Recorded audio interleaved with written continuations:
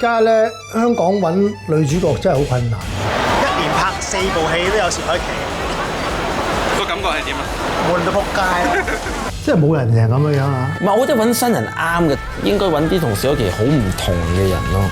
其實 Dada 真係外形上同薛凱琪有分別啦。各施各法啦。你咁坐我投入唔到啊！Dada 就算係實力派啦，可以係即係擺得上台面嘅。咁佢直頭係事業心好強嘅人啦。係明顯啦，睇得出。從一個人嘅事業線就睇到佢嘅事業心啦。其實我為咗呢條命，我差唔多付出咗我全部咁大。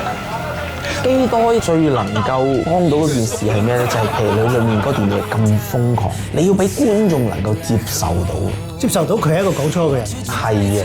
屌你啊咩嘅臭字鼻！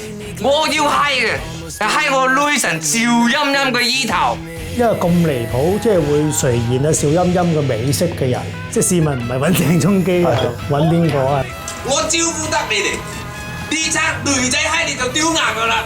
喂，咁呢隻女仔係做咩咧？